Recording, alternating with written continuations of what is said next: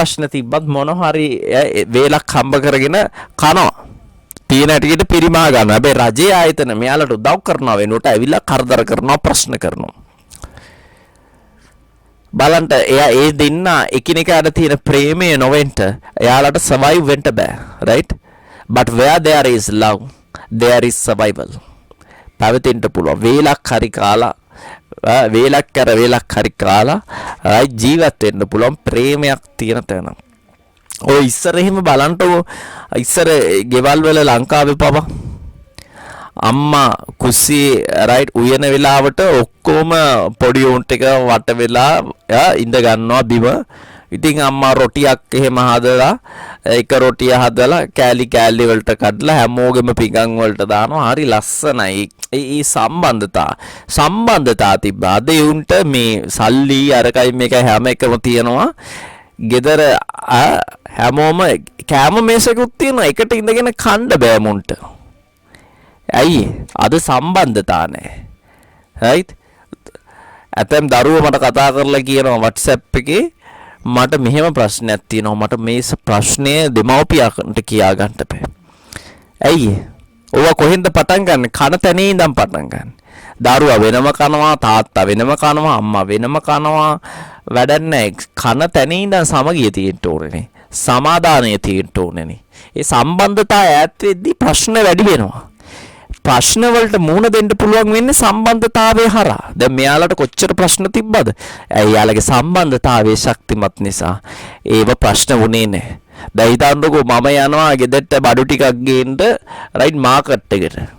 Market එකේ ඉන්න අතරතුර එවෙලෙම මාව රයිට් මේ වයිෆ්ට කෝල් එකක් දානවා වයිෆ්ගේ යාළුවෙක්. කොහමද අද ගෙදරද? ඉතින් කොහමද කාලද? මේ නෑ මම මේ නිකමට මේ පරිවිඩයක් කියන්න ගත්තේ මම දැක්කා මේ වාගේ හස්බන්ඩ් මේ මාකට් එකේ කෙල්ලෙක් එක්ක කතා කර ඉන්නවා. මේ වෙලෙන්දියක් මේ කරපිංචාරි විකුණනවා මම එයාට සල්ලි දීලා බඩු ගන්නවා. මේක බලාගෙන ඉඳලා මේ ගින්න දෙනවානේ වයිෆ්ට.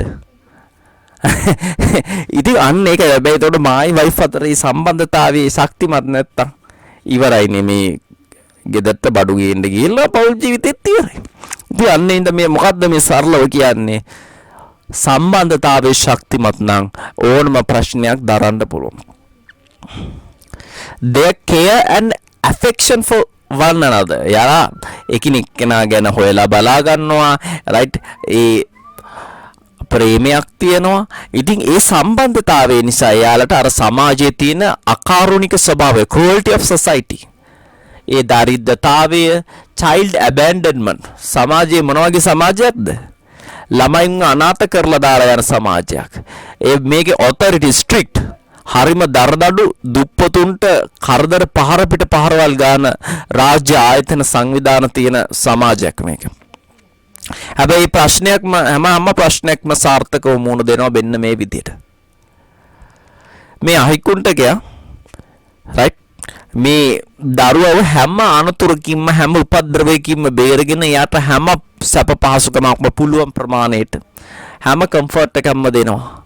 ඒ කියන්නේ එතන තියෙන පණිවිඩය තමයි love can be stronger than fear or oppression. සමාජයේ තියෙන පීඩාවත් සමාජයේ අපිව බය කරනවා. ඒ බයට වැඩිය ඒ පීඩාවට වැඩිය ඒ ප්‍රශ්න වලට වඩා අපි අතර තියෙන love is stronger. Love is always stronger than anything.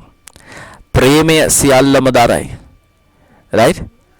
that even when it comes to the Bible ප්‍රේමය තියෙන්නේ. දෙවියන් වහන්සේ මොනවත් අපේක්ෂා කරන්නේ අපේ. මායි දෙවියන් වහන්සේ අතර තියෙන්නේ මොකද්ද? love එකක්. why? it is the purest emotion. ඒක තමයි අර දඹ රත්තරන් වගේ හරි පිරිසිදුම හැඟීම තමයි ප්‍රේමය. ප්‍රේමය නැති තැන මොනවත් කරන්න බෑ. කිසි දෙයක් හාස්කම් වෙන්නෙත් නැහැ. ආශිර්වාද වෙන්නෙත් නැහැ. නේද? ශක්තියක් ලැබෙන්නෙත් නැහැ. ප්‍රශ්න වලට මුහුණ දෙන්නත් බෑ. right? ප්‍රේමයේ තියෙන තැන ඕනම දෙයක් කරන්න පුළුවන්. දැන් මේ ෆිල්ම් එකේ දකින්න එයාලට